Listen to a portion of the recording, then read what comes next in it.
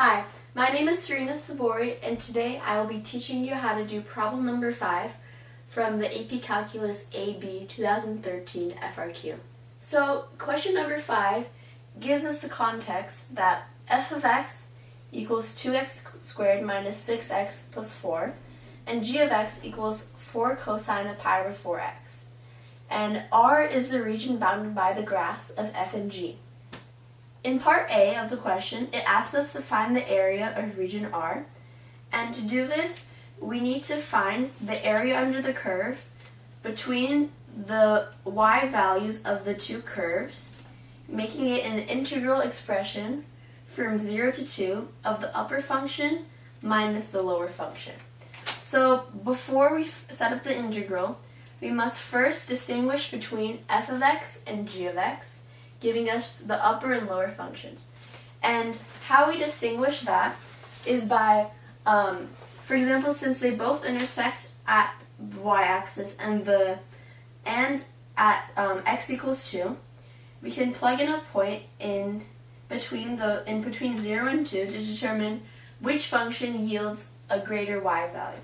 In this case, it would be 4 cosine of pi over 4x. For example, if we were to plug in 1, it would give us a greater y value than f of x. We can start setting up our integral. So basically we know that the bounds for our function are from 0 to 2 value. And from there we can subtract g of x minus f of x, since we know that g of x is a function that lies above f of x. If we were to subtract f of x minus g of x, this would give us a negative area instead of a positive area. And in the end, we have d of x. And at the end, we can't forget our dx. Now that we have our expression for the area between the two functions, we can plug in our actual expressions for f of x and g of x and use the antiderivative to find the actual area.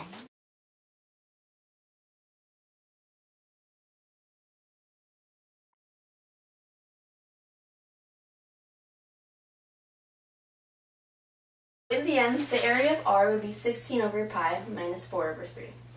So in part B, it asks us to write the integral expression that gives us the volume when R is rotated about y equals 4. And basically this will form a three-dimensional solid. First step in solving this problem is to draw the line y equals 4 and the volume that would result in R being rotated about that line.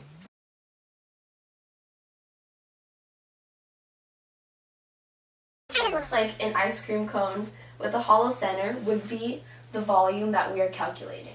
If we were to take this volume and cut it up into multiple pieces, it would look like a washer with a certain thickness.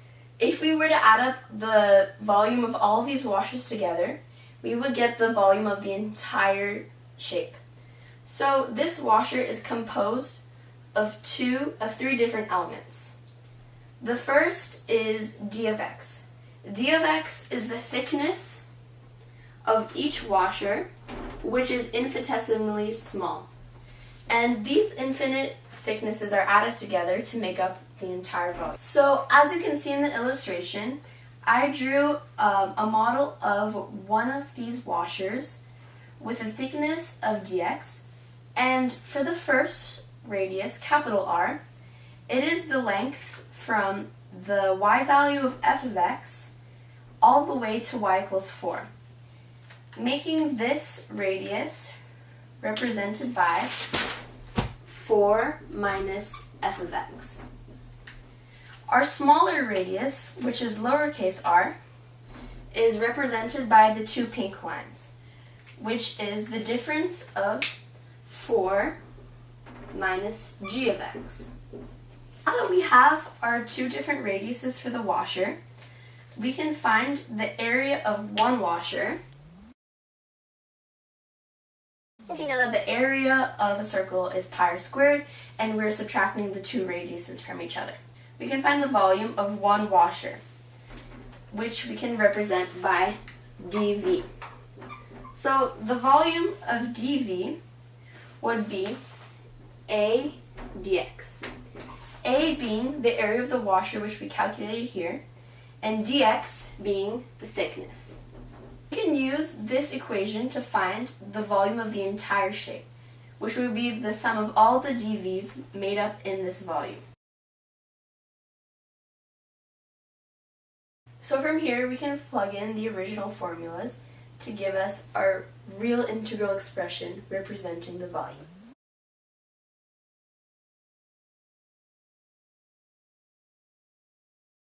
Part C of the question says, R is the base of a solid with square cross-sections perpendicular to the x-axis. Each square cross-section would have a base equal to the difference between the two functions, and this would be equal to the height since squares have heights that are equal to their bases. Squares would also have a width, also represented by dx. And these rectangular prisms, which now have a thickness of dx, would all add together, creating the volume of the entire solid. So we know that a square has a base and a height equal to each other, as stated before, and our base in this case would be equal to g of x minus f of x. And from here, we know that the area of a square is equal to base squared. So the area of each square would be, so we know that each cross-section will have a certain thickness, and this can be represented by d of x. And basically, these squares with the d of x thickness, which now are rectangular prisms, all add together to create the volume of the entire solid. So if we were to take just one of these rectangular prism cross-sections, it could be represented by the following illustration, and we know its height is represented by dx, and the area is A. So the volume represented by dV of this cross-section would be g of x minus f of x squared, which is the area of the square multiplied by the height or thickness represented by dx. So now that we have the volume of one cross-section, we can add all of these together to find the volume of the whole solid. So the volume of the whole solid will be represented by the integral from 0 to 2, since we're integrating with respect to x, of g of x minus f of x squared dx. And now from here, we can plug in our original functions into the equation to give us our final answer. So now I'm going to explain what problems could occur while solving this problem and what can be done in order to avoid them.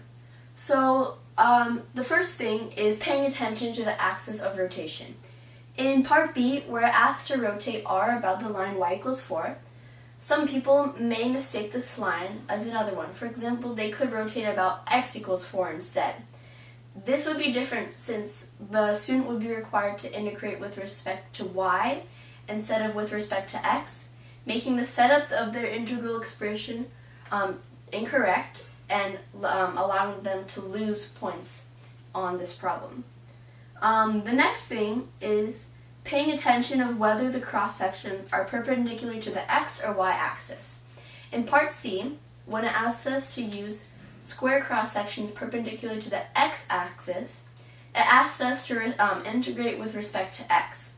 If we were to make the cross-sections perpendicular to the y-axis, we would integrate with respect to y. Again, as I explained before, this would make our integral equation incorrect and would also yield to an inaccurate volume given by this equation. Last thing that could go wrong is whether or not you pay attention to when the curves intersect or change position on the given interval. In our case, we had an easy problem. G of x and f of x never intersected and this would give us an area of just g of x minus f of x. However, in this problem, you can see that g of x lies above f of x from 0 to b, but from b to 2, f of x lies above g of x. So what we would do for this case is we would split it up into two different integrals. One from 0 to b of g of x minus f of x dx, and another from b to 2 of f of x minus g of x. To summarize, in this video, I taught you how to find the area bounded by two different functions and how to use that area to calculate the volume of multiple solids. Thank you so much for watching this video.